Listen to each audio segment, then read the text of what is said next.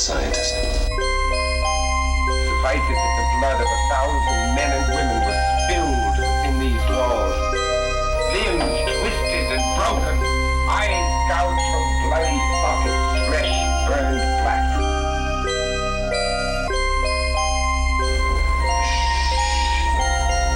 Please.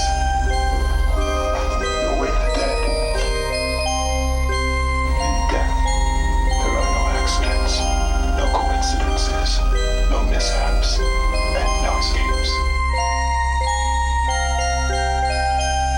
What you have to realize is that we're all just a mouse that a cat has by the tail.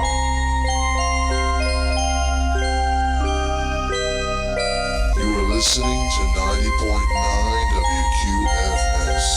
Welcome to Jay Scott's World of the Unexplained. Tonight, your host, Jay Scott, will guide you through the world of the paranormal. If you are faint, weak of heart, or fear the unknown, then turn your radio off now. Otherwise, listen at your own risk. The number you have reached, 911, has been changed to a non-published number. Hi, Marcus. Jay Scott. How you doing? I'm well, thank you. Very Great. well. Good to speak to you. Good to speak to you. I guess you've got about 5 hours on me over there in London. Yeah, it's just gone 8 o'clock in the evening over in the UK. Okay, great. So, gosh, where should we start? I wanted to tell everybody up front that you are the editor of Nexus magazine, the London office. Am I correct in saying that? Yeah, I actually call myself UK Publisher. Okay, UK publisher. I'm responsible for distributing Nexus magazine in the UK and Europe. So we get quite a lot of good information coming our way. And you can check out your website at nexusmagazine.com. Tonight we're going to be talking a little bit about the Apollo 11 hoax theory, and the book that we're referencing is a book called Dark Moon by one of the co-authors is a colleague of yours, Mr. David Piercy. That's right. Yeah, I know David very well, and I know the work that he has put into researching the information which he has in his book, Dark Moon, and the video, What Happened on the Moon. There's a lot of information in there. The book itself is over 500 pages. It's pretty. It's like an encyclopedia almost. It's reading. Yeah, when I first received it, I said, "My God, this is it's a lot of information.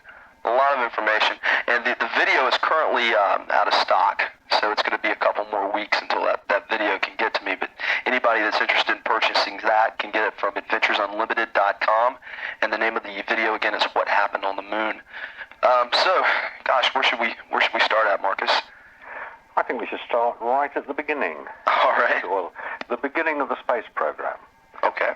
Which I suppose one could date to the late 1950s, 1957, when Sputnik was launched. The Russians. By the Russians, which of course created an enormous reaction because nobody really understood about space travel at that point.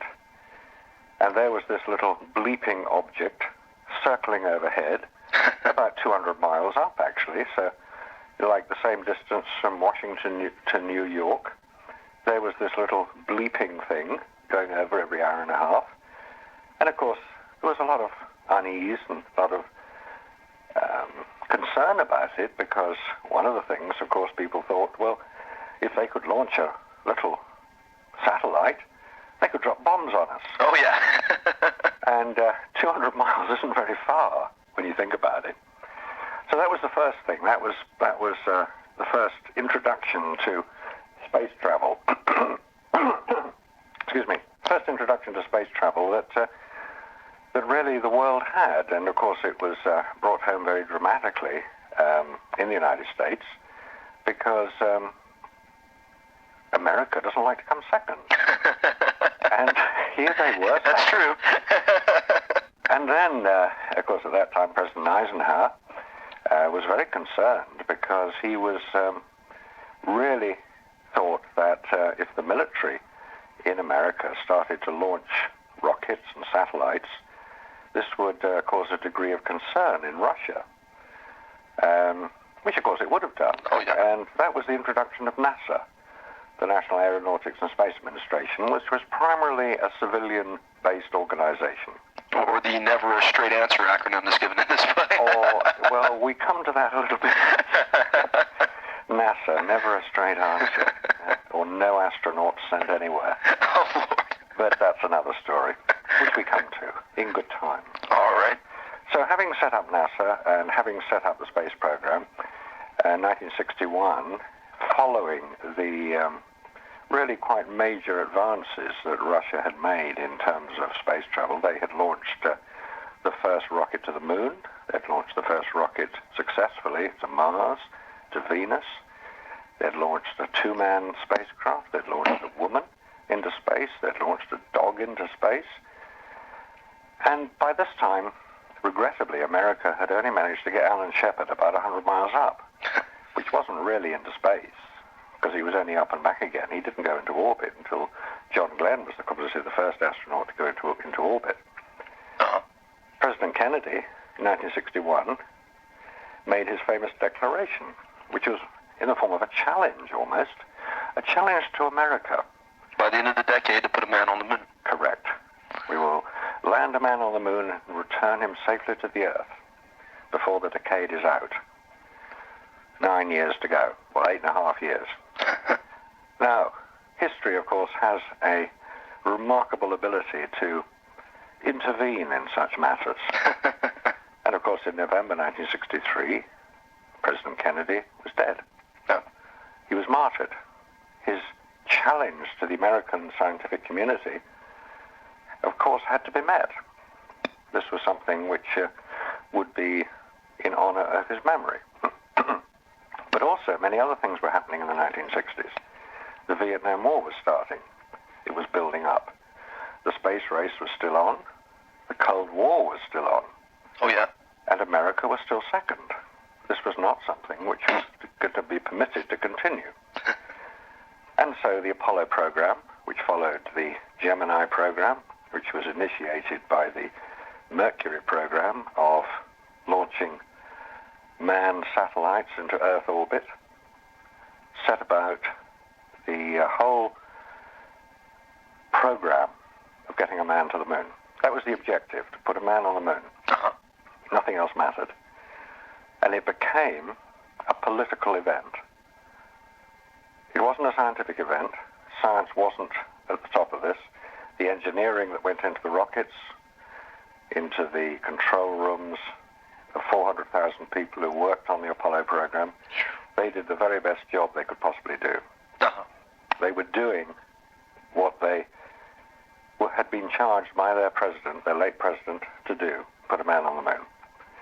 Now, at this point, anybody listening will say, okay, yeah, they did it successfully. 1969, right? July 1969, we all watched it on television. There it was. Armstrong and Aldrin on the moon. An incredible achievement. Yeah.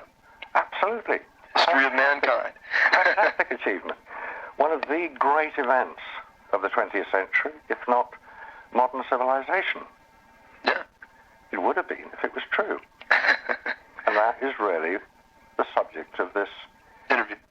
Very strange story. Is it true? Now, to anybody who hasn't examined it, it will come as something of a shock to even think there could be gaps about this. Well, you would think something this big, you just can't cover that up. There's too many people that would have to be involved. Someone would have to leak something. And I think this is part of the book where, this is where part of Dark Moon comes in, because, the subtitle Apollo and the Whistleblowers. And when you go back and look at some of these photographs, and you see the way some of these shadows are laid out, and you see how a lot of these things don't agree. Yeah. And I really, when I saw these things myself, I was amazed. I was amazed at some of the inconsistencies. It's interesting that you would say that, actually. Very interesting, because you would presumably have been of the thought, well, of course they went. We saw the pictures. Yeah. There was no doubt. You weren't even thinking about it. No. It's something, it's done and dusted. It's gone. It's finished. Apollo happened 30 years ago. Very proud of it. The guys are great. And you hadn't really thought much further, had you? No, and I don't think most people do. Exactly. We're now, as I say, 30 years after, 33 years, 35 years after the events. It's now the emotion has gone out of it. Oh yeah, there's no more, hooray for the good old boys. We won the space war. We're better than Russia. We're on top of the world, or the moon in this case. Sure. Yeah. And now we can look at it with the benefit of hindsight, but also, and I'm sure that when you read the book Dark Moon, it probably came as a sort of a mounting confusion. Well, I can see what he's talking about, and I have to agree with what he's saying. And I look at the pictures, and yeah, I do agree that there are things in those pictures which cause concern. Yeah. And it would be, I would say, because this isn't a reaction I've experienced from many people, because I've been involved in this for about 7 years now. So to me it is, I understand the problems. And one of the problems, of course, is to start calling me names. To start calling David Percy names. How dare he malign the memory of these brave men. Oh, Lord. And, okay, that's called shooting the messenger. Yeah. It's not called reading the message. And all I would ask is that anybody who is interested, read the message. Yeah. Forget the messenger. Forget it's me. It doesn't matter who I am. It doesn't matter who David Percy is. He just happens to be the person who's put this together. Look at the message. Keep an open mind. Keep an open mind. Have a look at it, and do you agree that there are anomalies in the photographs? There are anomalies in the films. There are questions that are legitimately raised by people who have a professional knowledge. Let's say photography. Yeah. I was trained as a photographer. I've used Hasselblad cameras. Oh, really? Oh, yeah. I've used Kodak film. Uh-huh. Ironically, I used them at the same period that the Hasselblad camera was going to the moon in the late 1960s. All right. I was a professional photographer in London. So I'm familiar with the equipment. The Hasselblad camera, of course, is the best camera you can buy today. It's the best camera you could buy in the late 1960s. Hasselblad's a Swedish company, and because it was the best camera you could buy, that was the camera that NASA requested for use on the Apollo program. With no viewfinder. I'm glad you mentioned it. It's a point not many people are fully aware of, that this camera, of course, had to be adapted for use in space. Because if you're in space, you're wearing your spacesuit. Yeah, and then there's big, bulky, pressurized gloves. And you're wearing your bulky, pressurized gloves. And you can't use a viewfinder, because on the Hasselblad, the viewfinder is on the top of the camera. Uh-huh. And you look down, you put your eye into the eyepiece, and you look onto the ground glass screen. It's a single lens reflex camera, so you're looking through the lens. If you're wearing a spacesuit, you can't do that. Well, obviously. No viewfinder. Yeah. So they mounted these to the astronaut's chest, was the idea, to mount it to the chest. Yeah, it was mounted on the astronaut's chest because they would have both hands free for doing other things. There was no exposure meter. There was no built-in exposure meter. There was a little chart on the top of the camera, would you believe, which said, if pointing away from sun, set at f8. If pointing across sun's angle, f11. If pointing in towards sun, f16. And that's what you get when you buy a packet of film. It's the sort of... Yeah, it's on the side of the card. Day or a cloudy day. It's the basic information that you would have for a camera. Uh-huh. It also doesn't have automatic focus, as most cameras do today. You have to manually focus it. The old-fashioned way. The old-fashioned. Which I guess was the only way in 1969. Yeah. There weren't automatic focus cameras in 1969. And you had to set the aperture setting and the shutter speed setting manually, by hand. And as you've already said, you're wearing a spacesuit. Yeah, you're wearing these really thick pressurized gloves. Yeah, gauntlets they were. Yeah. They were pressurized to 5 pounds per square inch, which is the lowest pressure that humans can comfortably survive. Because in space, as we all know, no one can hear you scream. And the reason is it's a vacuum, so sound doesn't travel across a vacuum. And speaking of that, there's another mention. I know repeatedly in the book, I come across the temperature differences between the dark side of the moon, I guess the shady side of the moon, and the sunny areas of the moon being fluctuating to such great extents between 180 degrees Fahrenheit to a negative 180 degrees Fahrenheit, depending on where you're at. Yep. Exactly. That is a very good point to make, because on Earth we don't experience that sort of temperature variation. The coldest temperature recorded on Earth, this is outside a laboratory, is in Siberia. And the temperature can go as low as minus 100 degrees Fahrenheit. That's pretty low. And that is cold. A deep freeze is at about minus 30 Fahrenheit. Oof. You wouldn't want to stay in a deep freeze for very long.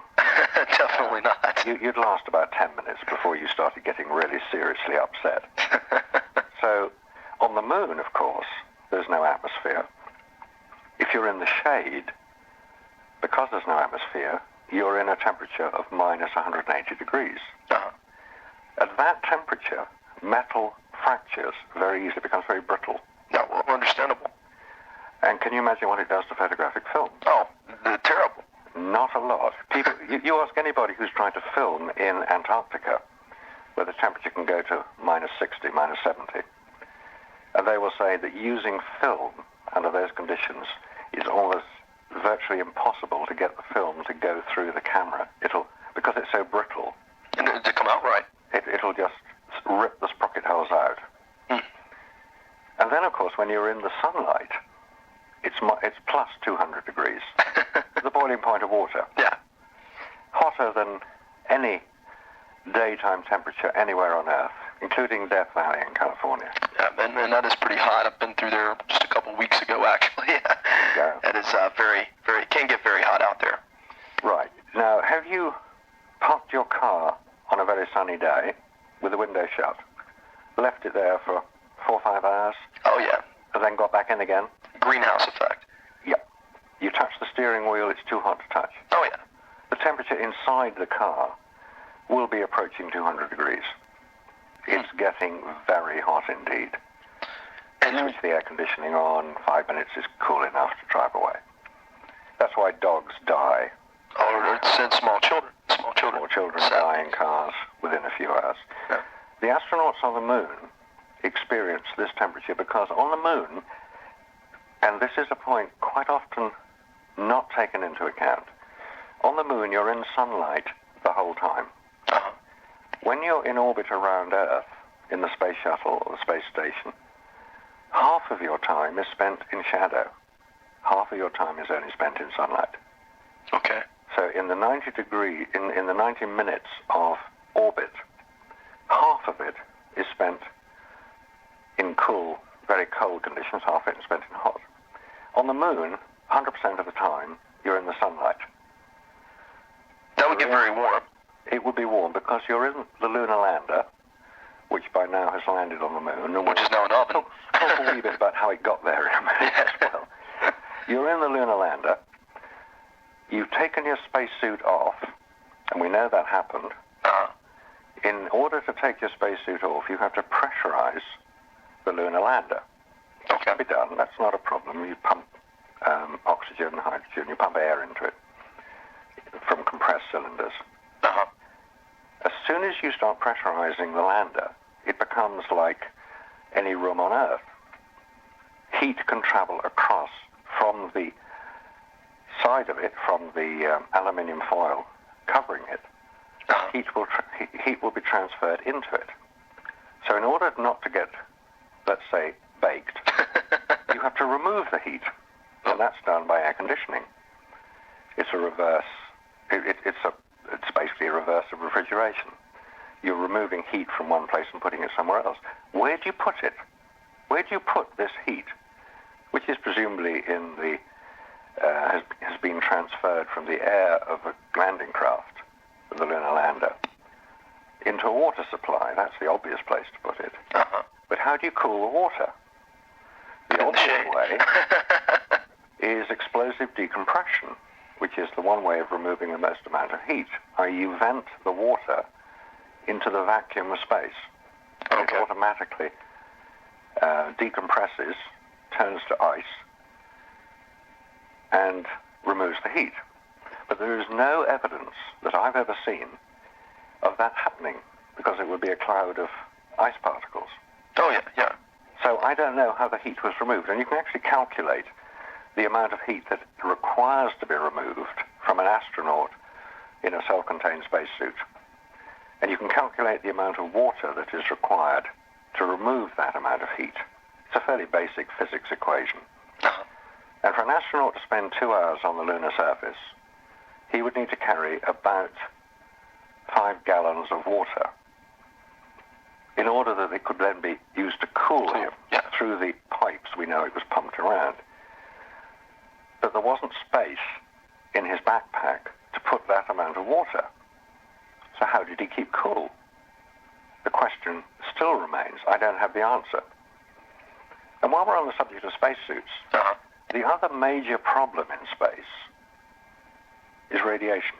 Oh yeah, well not only on the human body, but on the film itself. You know, when you go through an airport, they always tell you, take your film out, or they used to. I know sometimes nowadays they say it won't hurt as bad as it would before, but especially in '69. I mean, any radiation at all is going to mess up your film.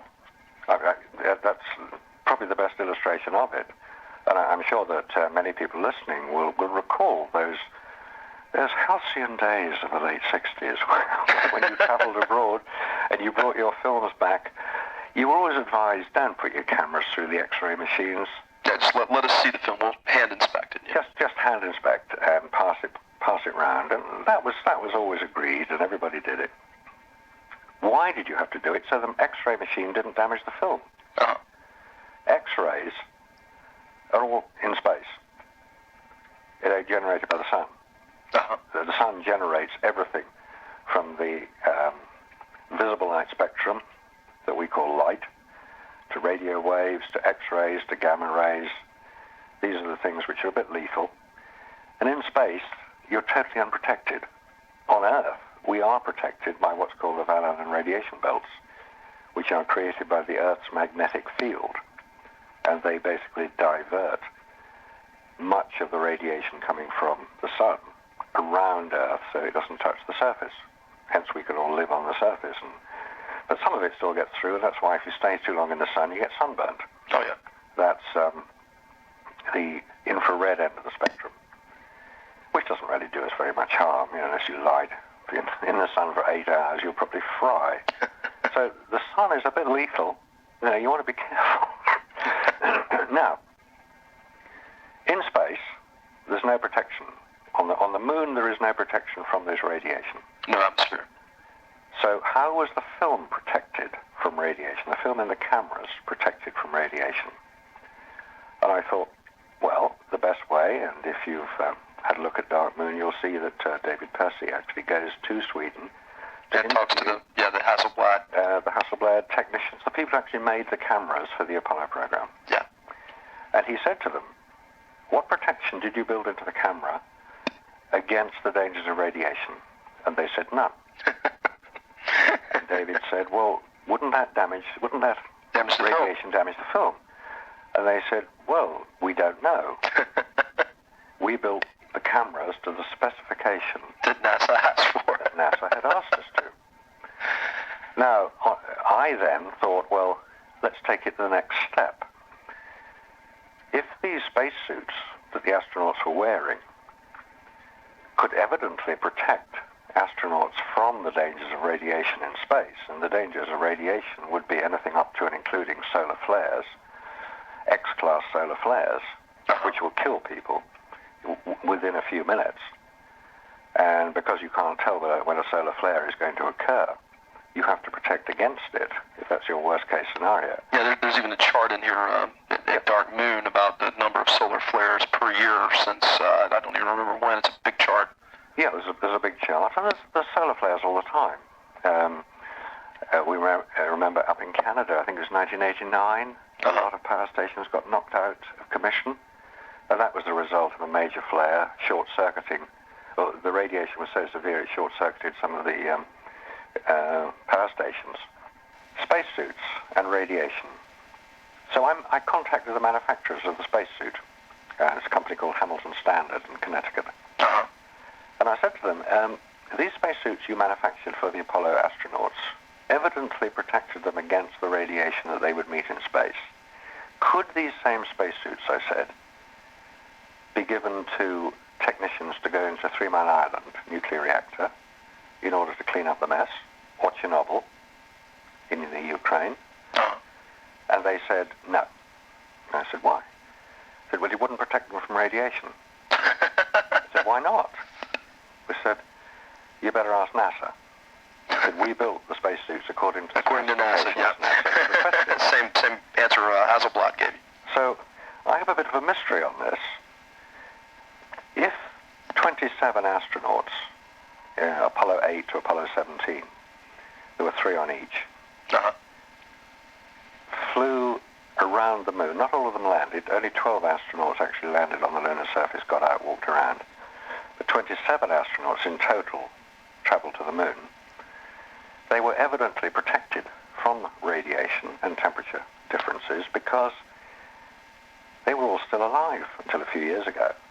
I think 5 of the astronauts have subsequently died, but not from what you might call radiation-induced illness. Yeah, radiation poisoning, cancerous, death. That's right. So far as I'm aware, no astronaut has died from what one might call radiation poisoning.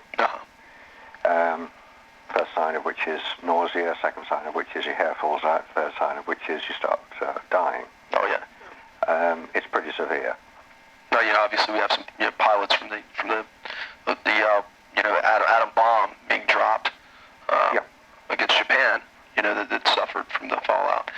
You would be able to see that in these astronauts if they had suffered from any kind of major radiation exposure. I think so. I think there would be an indication. So one has to draw one of 2 conclusions from this. Either they didn't go, or they were very lucky.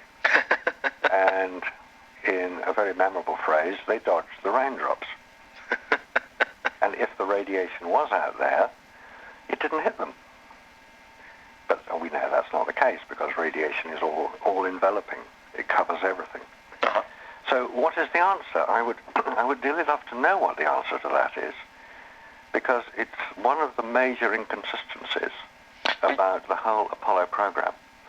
And I said that only 27 astronauts have ever been to the moon or flown around the moon.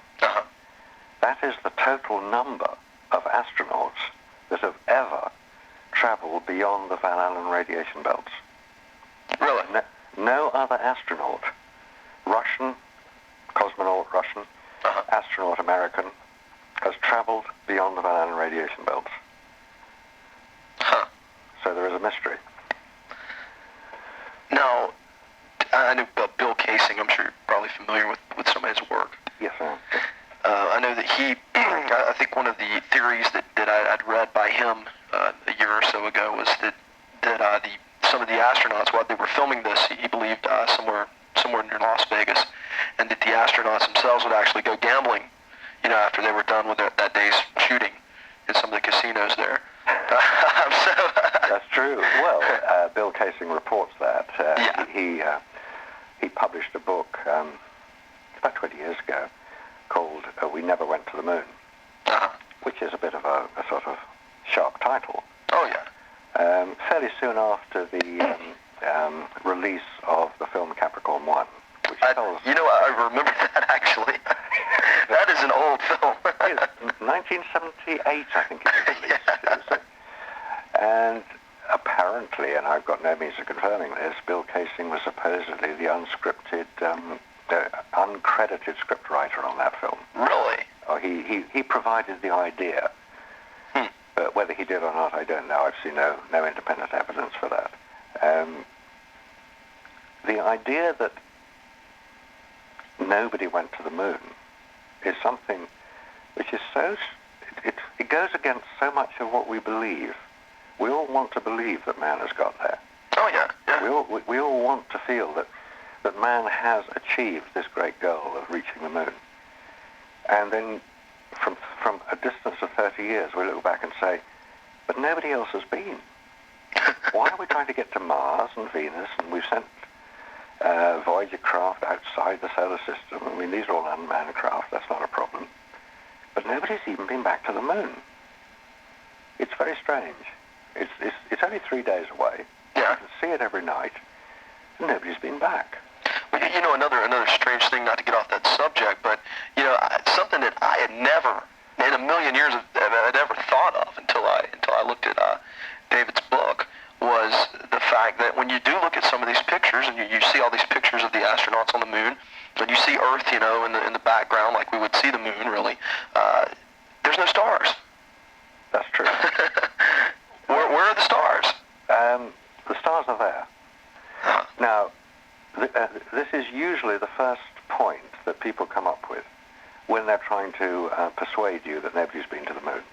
Well, look at all those pictures on the moon. There are no stars in the background. We know there are stars in the sky. How come there are no stars?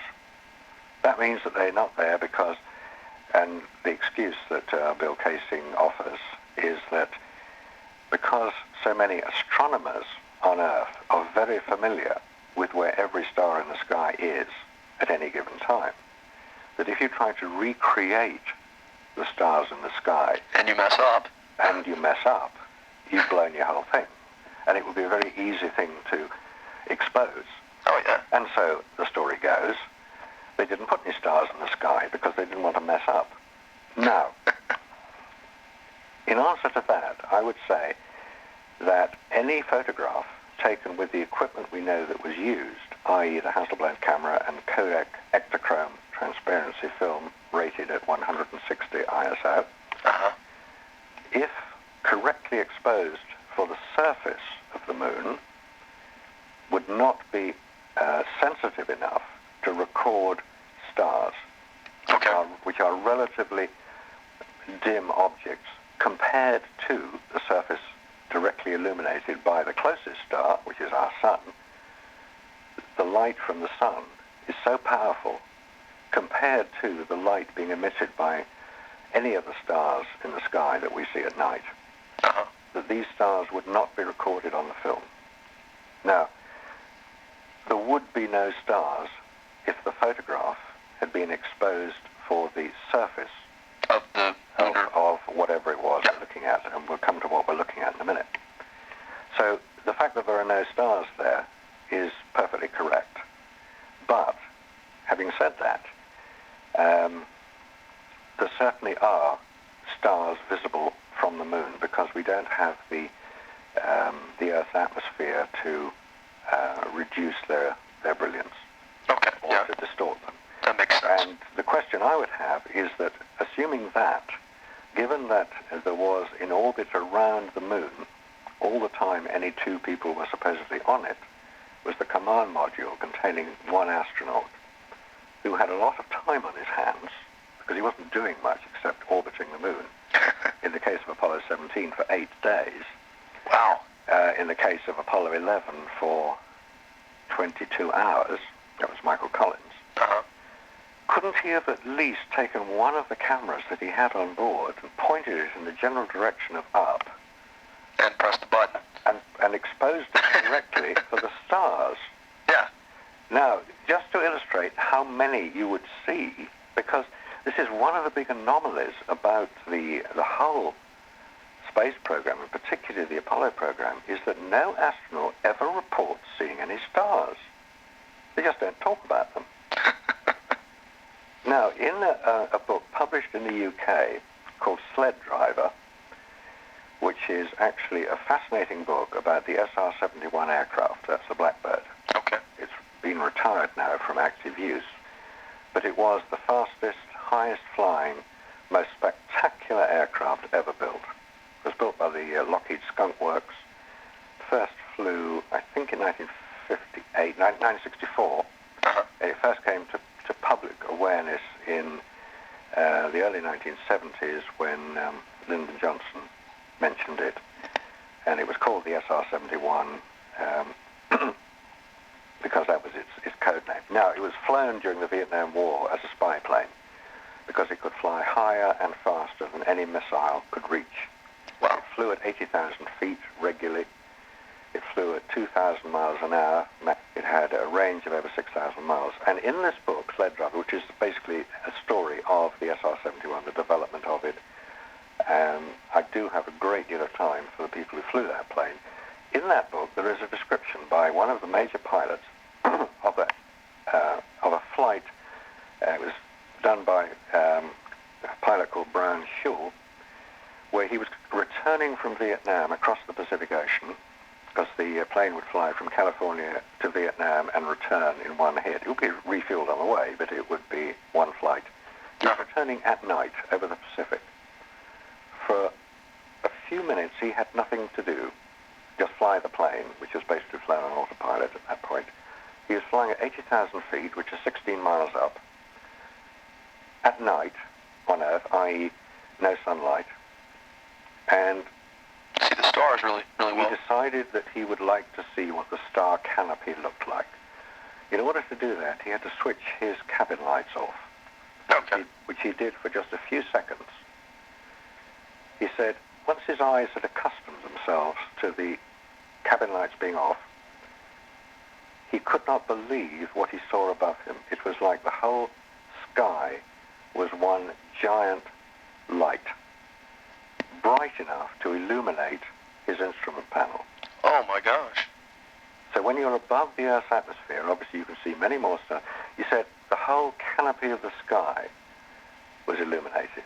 It was the most spectacular sight he'd ever seen. He then obviously switched his cabin lights on again. But he said that incident remained with him for the rest of his life, as being something that very few people have ever experienced.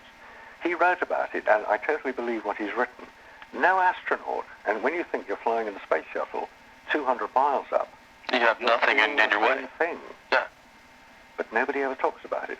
When you're in Apollo and you're flying to the moon, of course, the only time you're ever going to be in the shadow of anything is the shadow of the moon as you orbit around the back, away from the sun.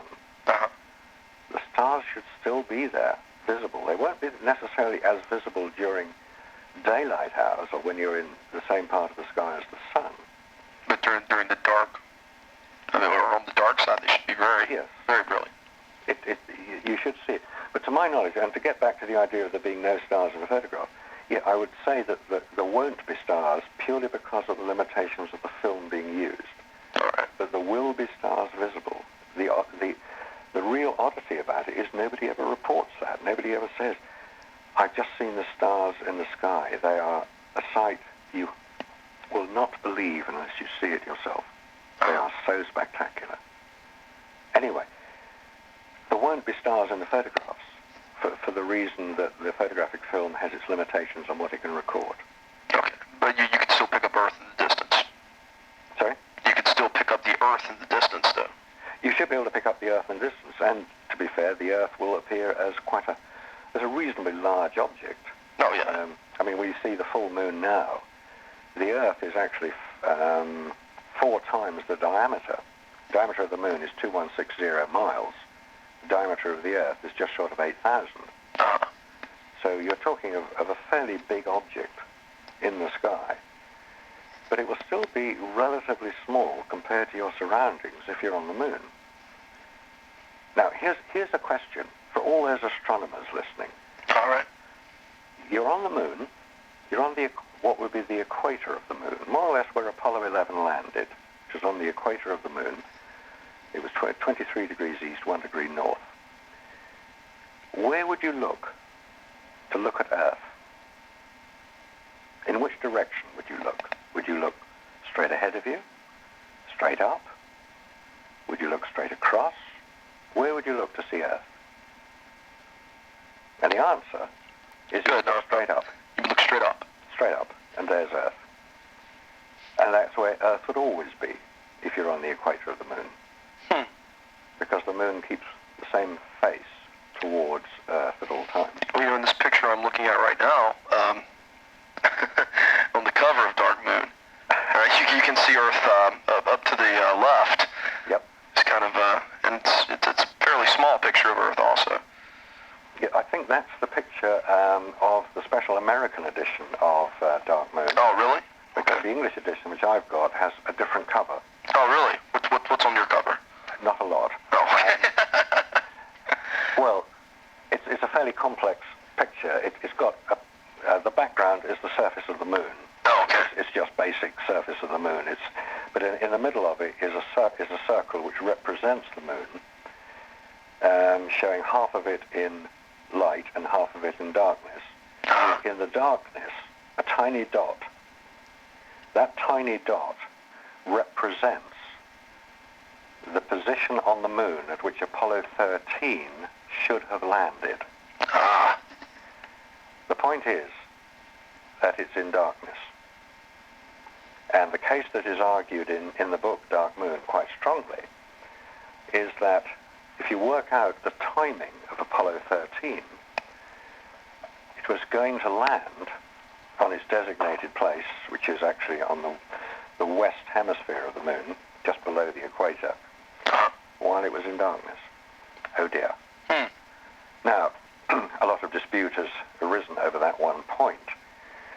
That some people will say, yes, of course it was in darkness when they approached the moon, but they would have spent 2 days in orbit around the moon before landing, at which point the landing location would have turned towards the sun,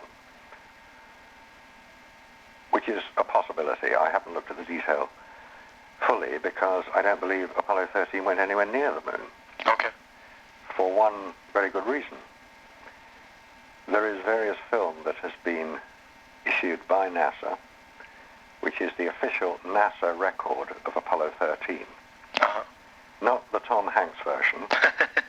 Which is a great miniseries that really was. Great series. Oh, it was excellent. That is Hollywood. Yeah. Demonstrating, and in fact there are a couple of points. Anybody who's seen the film, the Tom Hanks film, Apollo 13, there are a couple of apparently insignificant, almost throwaway scenes in the film, which have, in my view, quite great significance. In the film, they don't appear to have any consequence at all. One of them is when they realize that the craft is damaged and they're going to have to move into the lander. Basically, they're going to have to adopt a survival procedure. They are shown getting into their spacesuits. Getting into the spacesuit isn't the problem. It's zipping them up that's the problem. I see. How can you pressurize a zipper? You can't. Anyway, that's one scene. The other scene is as they circle around the back of the moon in the story.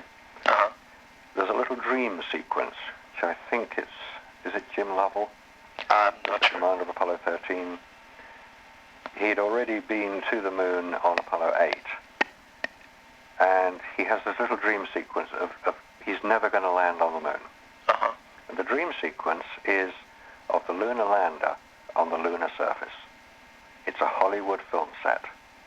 Nobody's trying to say anything else. It's a Hollywood film set. It's perfect. It's an exact image of the lunar lander in the photographs in the book Dark Moon and the NASA photographs of the lunar landers.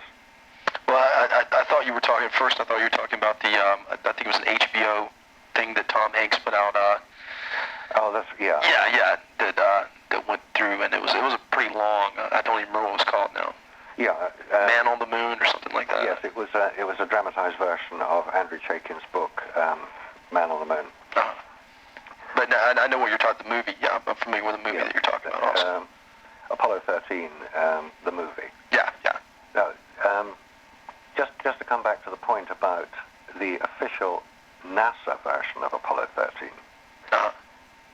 If you recall the sequence of events, it was very simply, they were about 200,000 miles out from Earth, they were approaching the moon, there was an explosion in one of the oxygen tanks, we're told. In order to get back to Earth, they had to continue onto the moon, or towards the moon, in order to go back round behind it and get this slingshot effect, so they would then come back towards Earth. Because they couldn't stop in the middle of space, turn around and come back again. They had to go onto the moon. Yeah. During their time, after the explosion, and as they returned towards Earth, certainly while they were going around the back of the moon, they were in the lunar lander. They were using it as a lifeboat. The lunar lander is designed for 2 people. No Apollo 13, there were 3 people in the lunar lander because they were conserving the power supply in the command module. During the time they spent in the lunar lander, they did a bit of filming.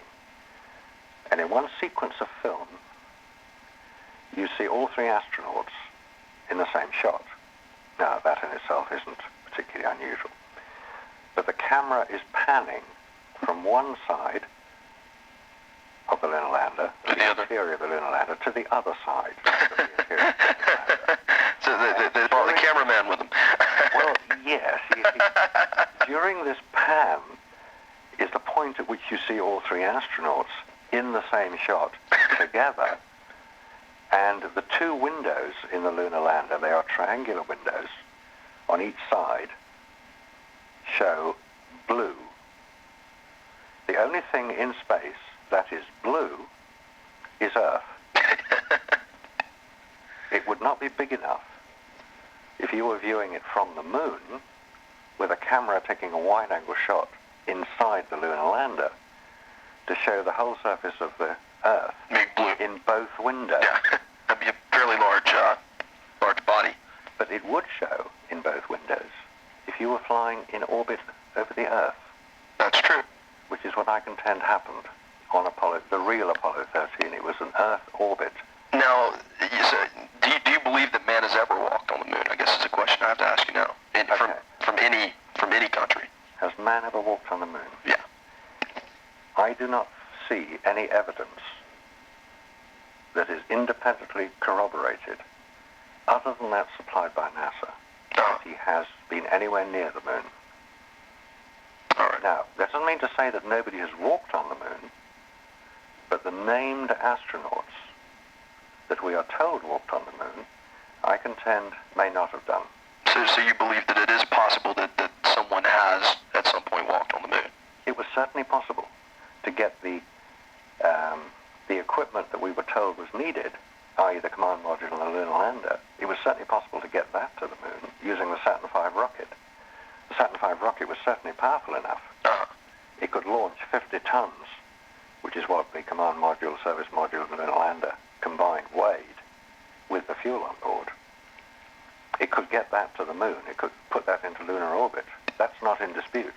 But I mean, as of today, as of 2002, I've seen no evidence to support anybody walking on the moon. All right. Now, at this point, somebody will say, well, what about the rocks? They brought back 800. The moon rocks, yeah. Yes. Who's seen it? 600 pounds of it are still in the vaults at Houston. Oh, well. And yes, but they will say, all the universities around the world who were asked to do research into the lunar rocks, they wouldn't have been fooled. Excuse me, have you read the reports? Do you know the conditions under which these reports were written? Do you know the circumstances under which NASA was involved? I have read the reports, and I contend they are not scientific. Yes, NASA supplied a lot of the finance to the universities around the world, from Norway to Australia, South Africa, America, Canada, Britain. A lot of universities were involved in writing reports on various aspects of the lunar rock. But NASA supplied a lot of the funding for it. And when they supplied the samples of lunar rock, now most people think when they say lunar rock, oh, it's a sort of lump of rock about the size of a half brick. No. It was a piece of crushed rock the size of a quarter sugar lump. Oh, you're kidding me. That was what was supplied. It's powder almost. Powdered. Now we know that certain material has been obtained from the lunar surface. The Russians did it in 1970. Oh yeah, you could send a small unmanned craft up there to scoop something up and come back, I'm sure. They did it twice. No. They returned a total of 300 grams of lunar material. So there is real lunar material on Earth that has been returned by the Russians. But I would contend, given some of the material, and I say it was supplied by NASA in a little box marked Moon Rock. They also supplied material that it could be compared to, which was marked Columbia River Basin, which is the volcanic extrusion around British Columbia in Canada, and another sample from Hawaii, the Hawaiian volcano. And it was marked Hawaii, it was marked Columbia River Basin, it was marked Moon Rock.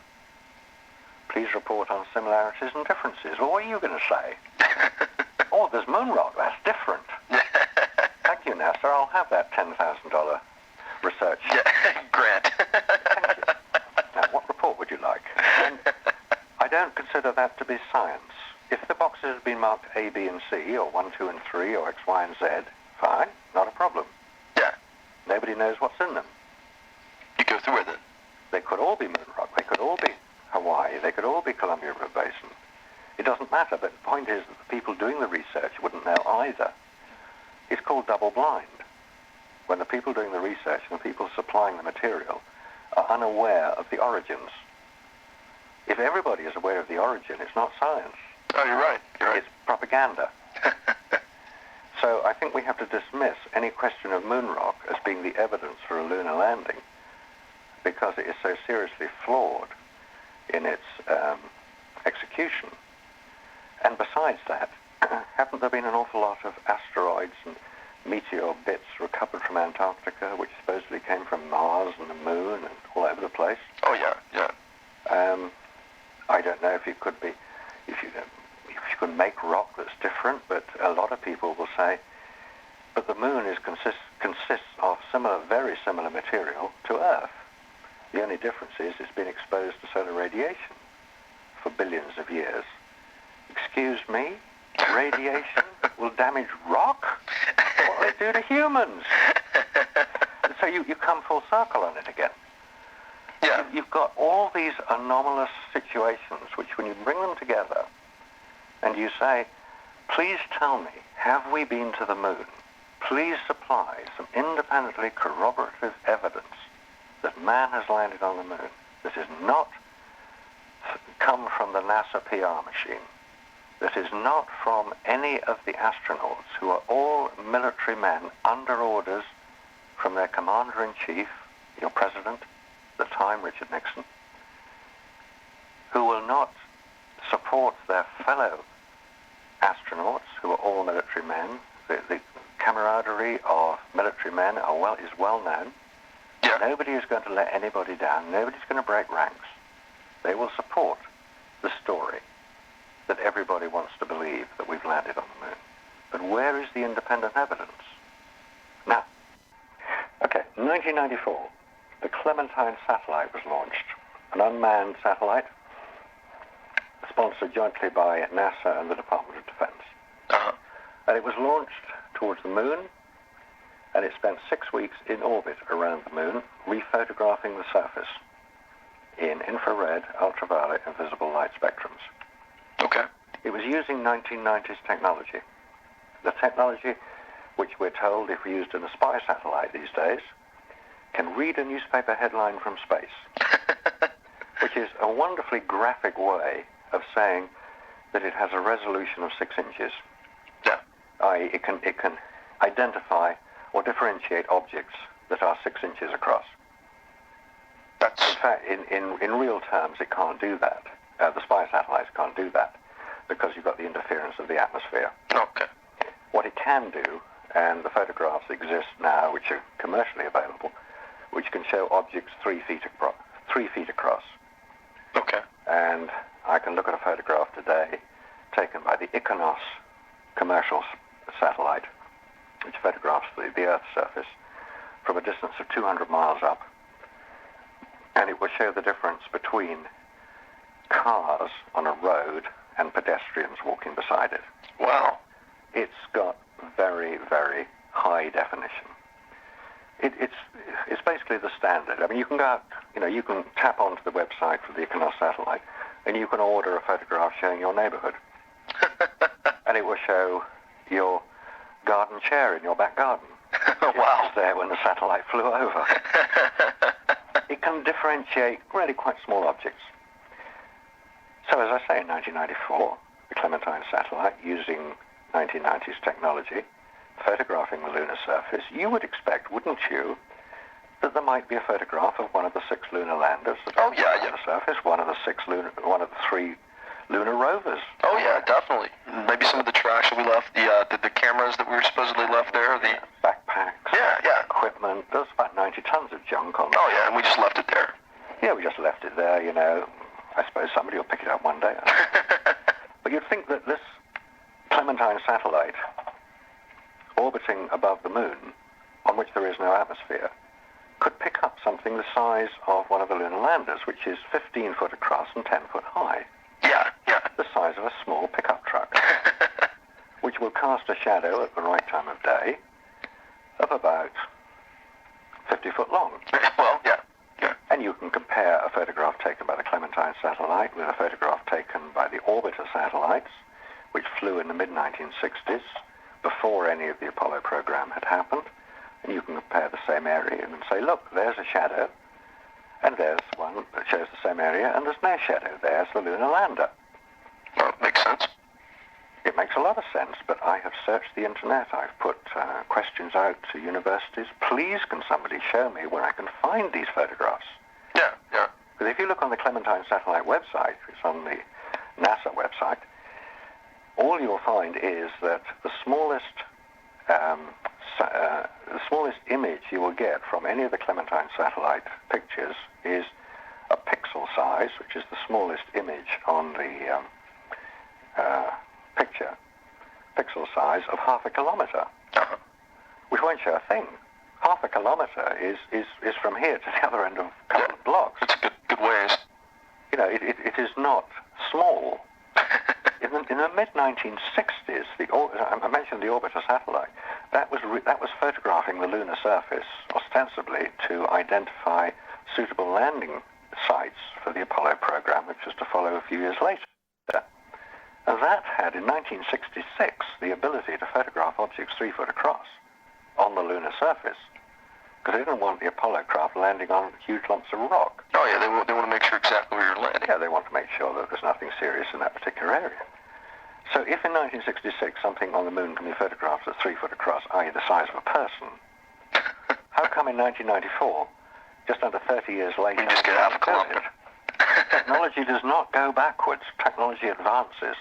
It's true. So I do not like being conned.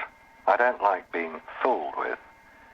And I'm sure in America there are many people who, despite your patriotism, and obviously you can tell by my accent that I am British, not American. This is not a criticism of America. This is a criticism of the scientists, the biologists, the chemists, the photographers, all the science community who have not spotted these things themselves and drawn attention to it. Because there is actually a very serious point behind all this, you know. No, I know a lot of the listeners out there would probably be a big question on my mind, or one of the big questions on my mind, and a lot of questions I'm sure that's going to come up. Okay, this is a space race between the Soviets and the Americans at the time. Okay. Why didn't the Soviets say, hey, they're lying? It's the question that always comes up. Okay. I've done about 100 public presentations of this material using photographs that everybody's familiar with. And when I finish and I say any questions, the first question is always, why didn't the Russians blow the whistle? Yeah. Because there was a space race. Okay. It's a very valid question. And the answer that I will usually give is more or less this.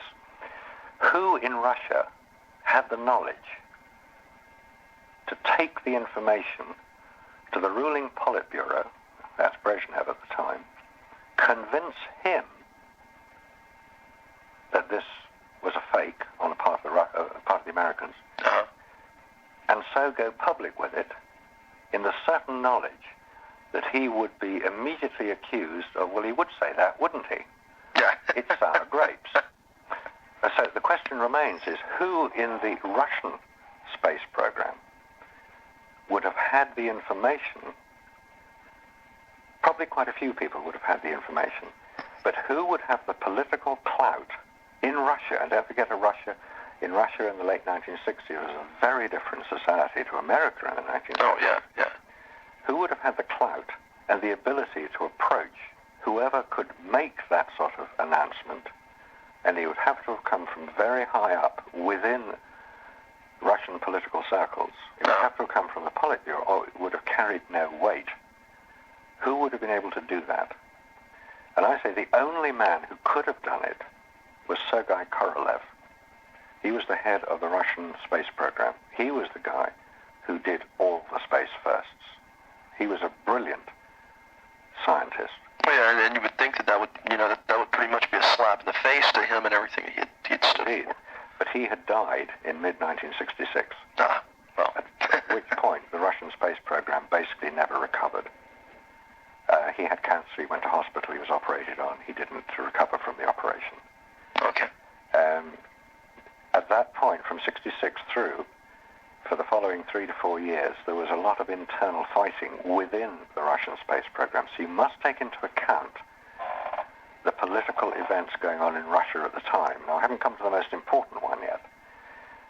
If in Russia there is this political infighting, which there was, all the records now show it, there may well have been people who said, they haven't got to the moon, it's all a bit faked up, this. And in Hollywood, yeah, or wherever. Or in Hollywood, and you could say, well, why didn't the Russians do the same? Yeah, exactly. The Russians had already shown their hand on this.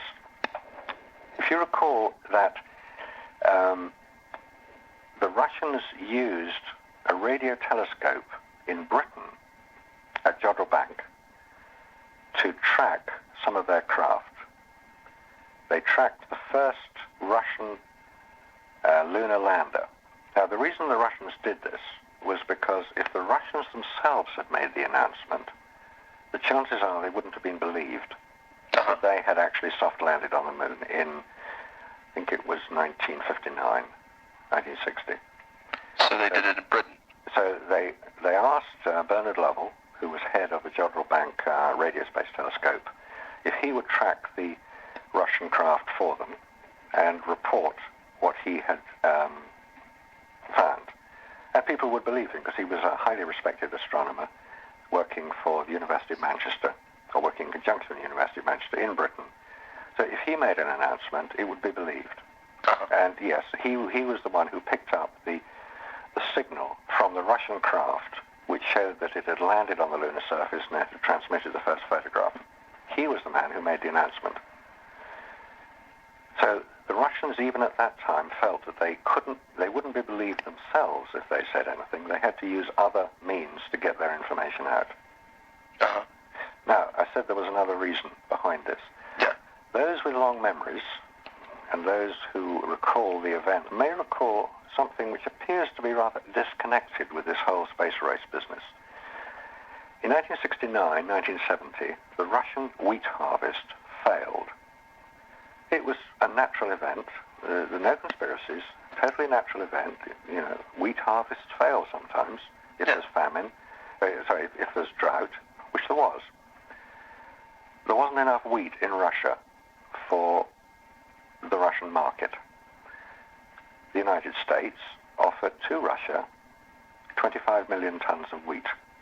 That's a lot of wheat. Very favorable prices. For 2 years, this shipment of 25 million tons per year continued. Ask any wheat farmer who remembers the events of the late 1960s if this occurred. And he would say, yeah, we shipped a load of stuff to Russia. Very favorable prices. In fact, they were getting it at a better price than I was selling it for. so subsidized by the U.S. government. A little bit of a bribe, maybe. I didn't say the word.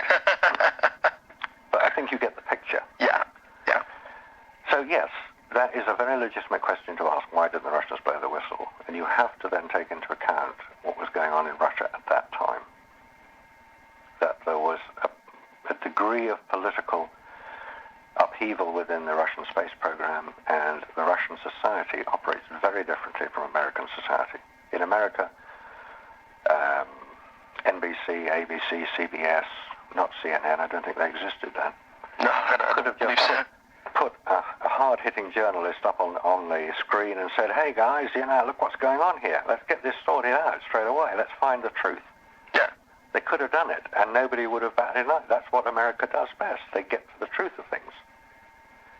But who has got to the truth of this? Why does it take somebody like David Percy, who is a British filmmaker, 15 years researching this subject.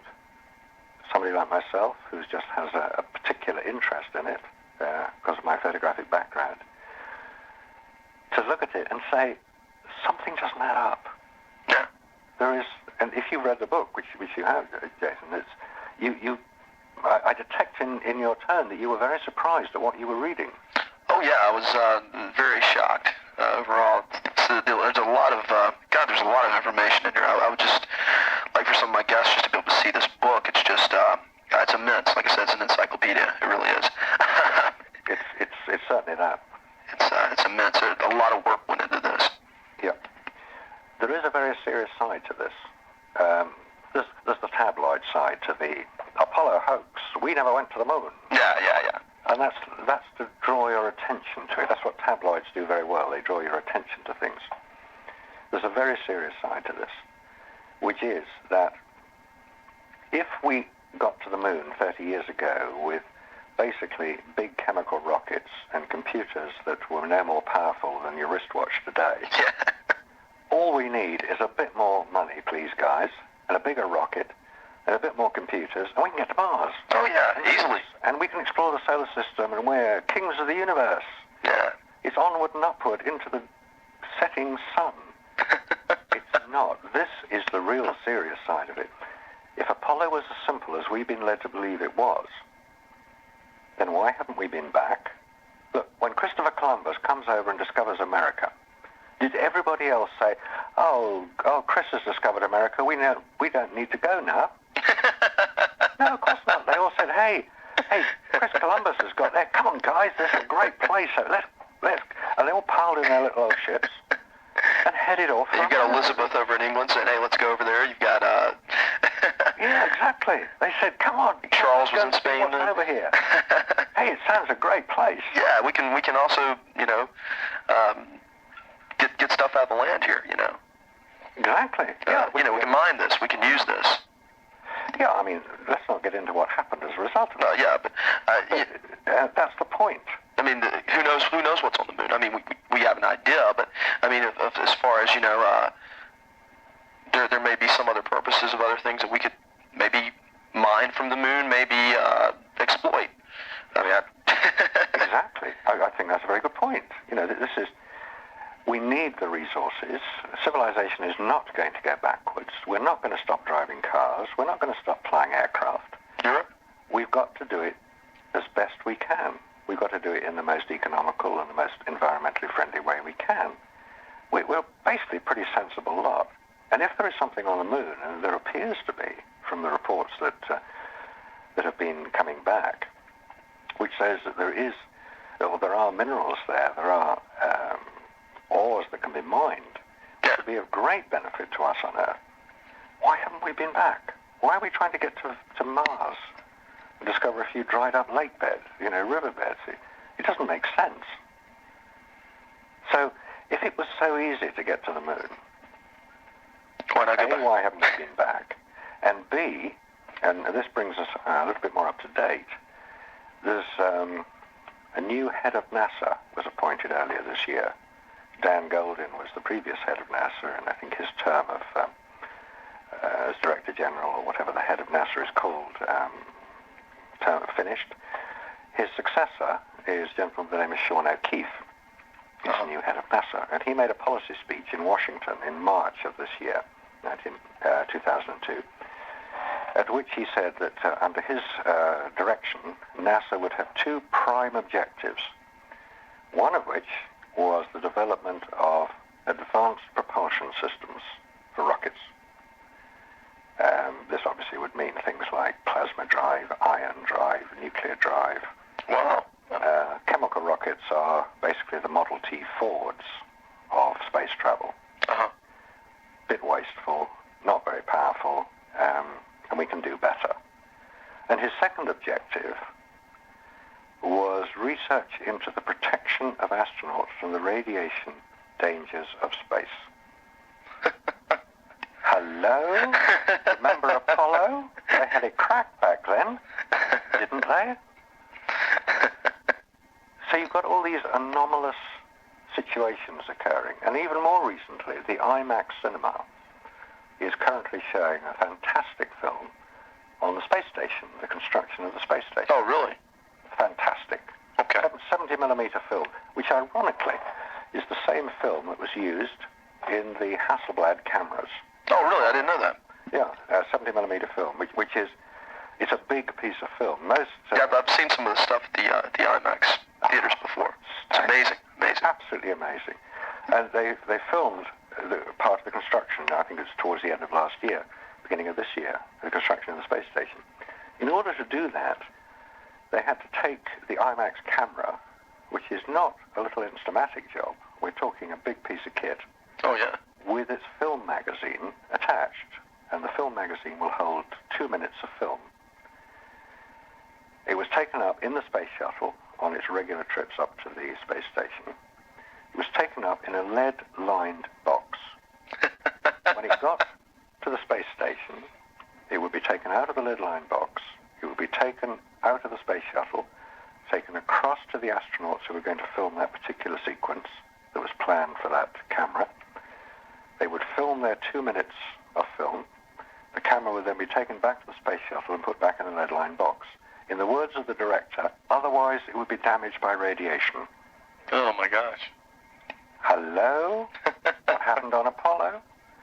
No protection. And the space station, as we know, is flying below the Van Allen radiation belts. Uh-huh. There is radiation in space, yep. Beyond the Van Allen radiation belts, which are concentrated radiation, is even more severe levels of radiation that fluctuate according to the sun levels, which cannot be predicted in advance. And unprotected cameras, unprotected film, unprotected astronauts went to the moon, spent up to 8 days on the lunar surface, came back with perfectly exposed, perfectly composed pictures shot with a camera that had no viewfinder, no exposure meter, operated with what were in effect heavy-duty gardening gloves, where you couldn't see the shutter button from inside the visor. There was no means of knowing if you'd taken a picture or not, and yet virtually everyone was perfect. They turned out great. Hmm? They turned out great. Great promo kit. Yeah, great. So where do the pictures come from? Is the question that normally arises if people are prepared to acknowledge that there are questions as to whether the events of Apollo occurred. Well, where do the pictures come from? Do you think this was done in a Hollywood on a soundstage somewhere? No, I don't think Hollywood had anything to do with it. Do you think that it was done in the desert? I think, I think where it was done was quite openly. There's no secret that during the training for Apollo, there were many simulations carried out, real-time simulation. If you're going on an 8-day mission, you're going to do an 8-day simulation. Uh-huh. They would build in aircraft hangars at Houston, California, in Florida. They would build simulation sets. And there are photographs of these existing. They have what looks like the lunar surface. That's what you're saying for the supposed training of these astronauts, right? There's a training and simulation exercise. These were, the astronauts had to know how they would be able to operate inside the spacesuits they were using. How could they get in and out of the spacecraft, of the lunar lander? They had to practice all these things under as near the conditions they were going to meet on the moon as possible. Uh-huh. And so they built within big aircraft hangars. They fake moon. brought in a load of volcanic rock and spread it all over the ground. So they were walking on material that was as close as they could expect to the lunar surface. And of course these would be filmed, these would be photographed for future reference. So they would debrief after the training exercise and say, hey guys, you can't just sort of slip over like that. You're going to tear your spacesuit. You've got to be more careful as you walk. That sort of thing. I mean, this is quite routine. This is not even secret. Yeah. Well known. Supposing, and just supposing, because I have no proof that this is what happened, somebody said, hey, look, if we're going to send these guys out to the moon, there's a lot of radiation out. It could damage the film. What happens if they come back and there's no film that we can use? Because everybody and his mother wants to see the pictures. No, we'll just use the ones we shot on the Yeah, you know, and next time an Aldrin come back, they've got the first pictures taken on the lunar surface. Everybody will want them. You know, Kind of like the old newsreels. yeah. And it was not a reconstruction of an event that had happened. Yeah. It was done beforehand using any old technician inside that spacesuit. You can't see who's inside the spacesuit. That's true. That's true. You've got Aldrin's name on it in Apollo 11. Don't mean to say Aldrin's inside it. He could have been, for all I know, and they could have just dressed the setup. Now, you've then got to get into the technical details of the cameras themselves and what they can and can't show. Now, do you believe that, okay, so this happened, let's say this happened in one of these hangars. How many people are involved in this thing? And why hasn't the information leaked? Well, first of all, number of people involved, I would say tops 50. Yeah. It would have to include the astronauts. Yeah, definitely. To an extent. It would have to include the senior administrative managerial personnel at NASA at the time. It would have to include people who worked in the photographic side of NASA. Uh-huh. It would also include, obviously, the people who were involved in the original photography within the training hangars, the training studios.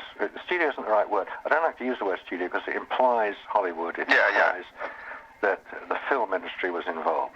They may have been involved.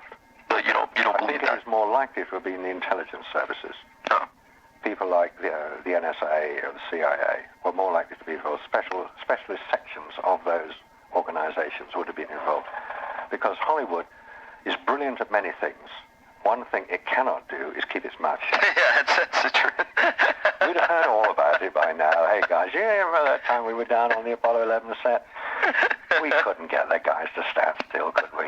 Bloody nonsense, you know. When did they learn to take direction? You know, they're going to go to the moon? Give me a break. It just wouldn't have happened. So it had to be done clandestinely. Yeah. And you hear stories about, well, it was done at Area 51. I doubt very much it was done at Area 51. There would be no need to have done at Area 51. Yeah, that's what you're saying. There would have been training done in the Nevada Test Center because that is a huge, hundreds of square miles of land north of Las Vegas, where some of the outdoor shots could have been staged. Because if you start looking in detail at some of these pictures, remembering that you have some of the best photographic equipment in the world, you can see the foreground detail very clearly. What you can't see is the background detail, which should have registered. All you see is sort of amateur dramatic painted backdrops. And on some of them, the same mountain appears in different pictures. Yeah. And in fact, David Percy goes into some detail about this in the book, where the backgrounds just don't add up. Now, if you look at the most famous Apollo photograph, that's Man on the Moon.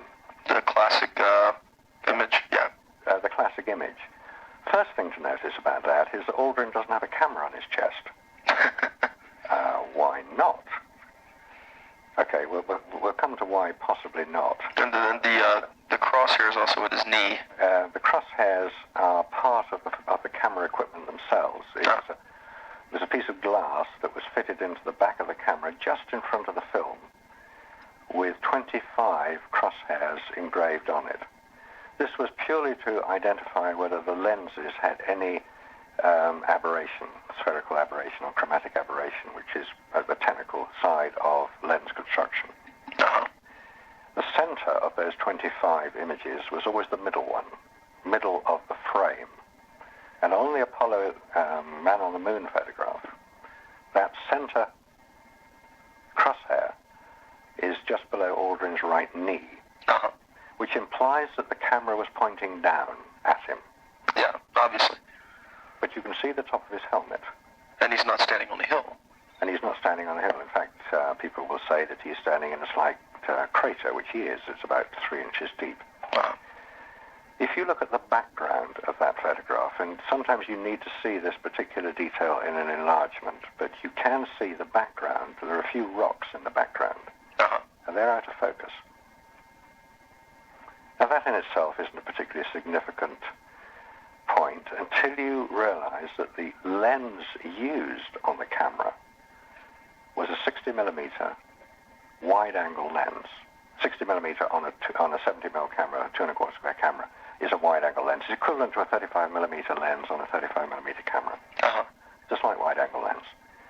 If you photograph an object in bright sunlight, which this one is, allegedly, and you have the foreground detail in focus, which it is, and the mid-range object, the astronaut, in focus, which he is, with a wide-angle lens, the background will be in focus too. It's just a feature of the lens. No big deal about it. In this photograph, the background is not in focus. The background is very slightly out of focus. That implies the use of a telephoto lens, giving differential focusing. In relatively low light levels, with a fairly wide aperture, probably f5.6, which is one of the reasons I say that photograph was taken on Earth under controlled lighting conditions, because all the detail in his foreground, in the front of Aldrin in that photograph, is clearly visible. But you can see where the sun is coming from. It's over his left shoulder. Yeah. So his whole front is in shadow. Where is the light coming from that is so clearly illuminating his shadow part of his front, if it's not a reflector? But no reflectors were carried on Apollo.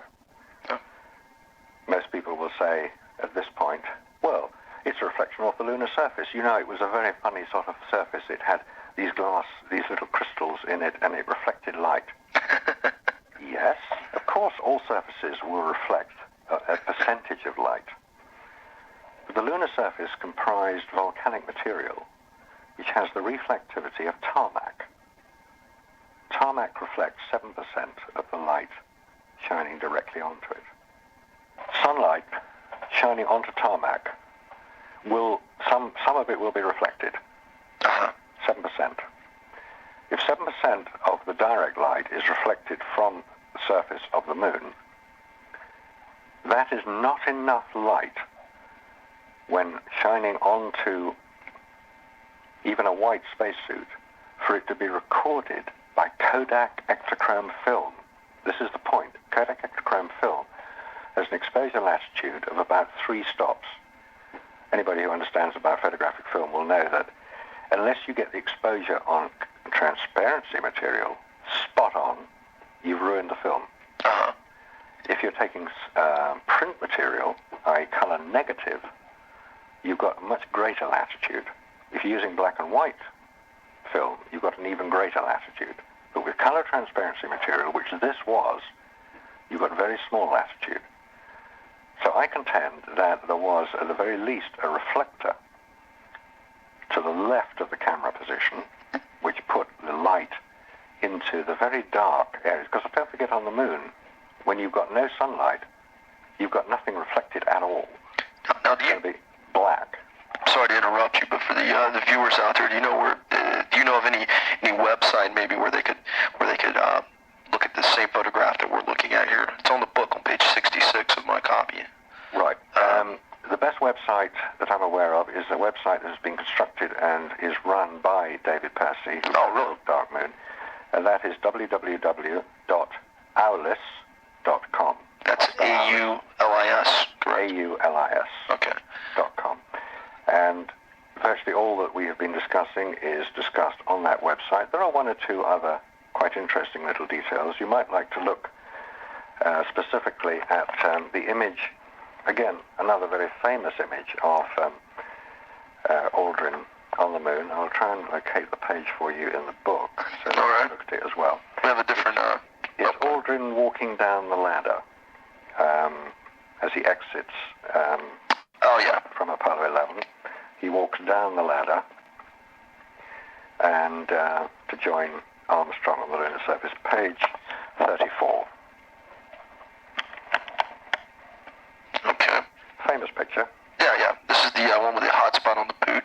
That's right, hot spot on the boot. And the hot spot is the clue in this one, because the ladder down which he is descending and the whole of that side of the lunar lander is in shadow. The sun is to the right of the picture, So he is in shadow. So he is being illuminated By something. by something, because you can see that the surface of whatever it is in the background is not overexposed. Now, on his right foot, there is a highlight of light. Uh-huh. Any photographer will tell you that a highlight of light on a reflective surface can only be created by a spot, by a pinpoint, by a single source of light, Like a spotlight. not a reflector. Uh-huh. And some very high-powered mathematics have been carried out on this particular image, which is recorded in one of the appendixes of Dark Moon, Uh-huh. which will demonstrate that the light source that brought about that highlight of light is about 12 inches to the right of the camera position. I see. It was a flash gun. Huh. Now, the other point, which isn't actually mentioned in the book, but you'll find it on the website, is again, look at his right foot. Uh-huh. It's not touching the ladder. Well, you're right. It's not touching the ladder, is it? Correct. Huh. Now, I'm looking at the blown up picture, the same one you're looking at. yeah, page 34. Yeah. His foot is not touching the ladder. Now, of course it's not touching the ladder because he's just come down from the top step and he's getting on to the top rung of the ladder. Yeah, right. That means his body will be in motion relative to the camera. Yeah. Moving. But it's not blurred. There's no blurring at all. The image is totally clear, it's crystal clear. You're right. You couldn't achieve that without some form, probably a flash gun. You couldn't achieve that freezing of the image. It's quite remarkable. And ironically, David Percy, who's been studying these photographs in considerable detail for 15 years, hadn't spotted it. Would you believe? Millions of people must have looked at that picture, and how many people have spotted that his foot is not touching the top of the ladder? Wow. There's an even more dramatic photograph, again, which is not in the book, but it's on the website. Uh-huh. And it's from Apollo 14. That the photograph originally appeared in the book called Moonshot, which is an autobiography. It's written by Al Shepard and Deke Slayton. Al Shepard was the commander of Apollo 14. Deke Slayton was the head of the astronaut office. Uh-huh. And it has a foreword by Neil Armstrong. And the second astronaut on Apollo 14 who walked on the lunar surface, we're told, is Ed Mitchell. Okay. This is a photograph taken from the book, and it shows the famous golf shot. You may recall when Apollo 14 went to the moon, Al Shepard, who was a keen golfer, Uh-huh. took a golf ball up with him. We took 2 golf balls, and he had a little golf club head which he attached to one of his pieces of equipment to fashion a crude golf club. And he put the golf ball on the ground and whacked it with his golf club. And he missed the first one. It fell away about 2 or 3 feet, but he caught the second one, a wonderful blow, and as he says in the book, there it goes, miles and miles. Yeah. And you see this, no, it's been recorded on video, this particular sequence, Oh, okay. the golf shot, but this, in the book, is a photograph. It is not a video still. A video still, which, in fact, when David Percy examined this, I pointed it out to him, this particular image, and he got the video still of the image, of the event, Uh-huh. and compared it to the photograph in the book, and they're not the same shot, so it's not a video still. It also has the Hasselblad crosshairs in it, so we're talking here of a photograph. Yeah, yeah. And the photograph shows the flag, Al Shepard obviously hitting the golf ball. It shows the golf ball in flight. It shows the little golf cart thing they used to move their equipment around with. It shows the antenna. It shows Ed Mitchell. Ed Mitchell, Al Shepard in the same photograph. So who took the picture? Oh, I hear people say, it's on a tripod. No, it's not. They didn't have one. And the Hasselblad cameras cannot have a delayed action timer sequence. It's not built into the camera. It's not part of the equipment. Certainly not on Apollo 14. Uh-huh.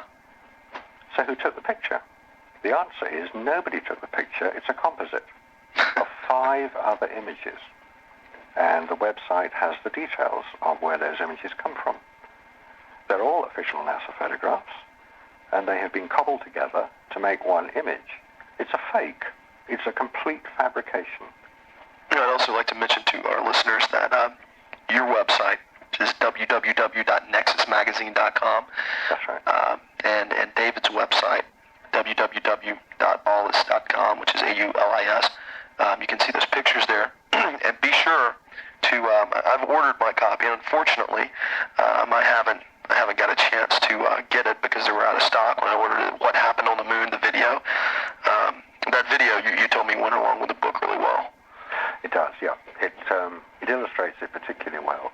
Do you think that would be best for most of the listeners that wanted to find out more? Do you think they should go to the video first or the book first? Or I would go for the video first. Okay. Because this gives you a much closer idea of what is being referred to, because it shows it in the video form, it shows it in picture form. Uh-huh. If you get the book, you will get far more detail. Oh, good Lord, yeah. But the book is basically black and white. Yeah. The video is color. The video takes the form of a presentation by an anchor, like Dan Rather is an anchor on the news programs. And he's sort of asking the questions and directing the viewers and pointing out various incidents which are anomalous. David Percy does appear on the video briefly. Various other people appear on the video. NASA appears on the video. Really? In the form of Brian Welch, who was the NASA spokesman. He was filmed about 4 or 5 years ago. He has regrettably died recently. But he comes over, in the view of many people who've watched the video, very badly. He tends to just rather arrogantly give the points raised. And he says at one point, "We have no time for this nitpicky claptrap." And if you have raised these concerns, why don't you take it to the scientific community?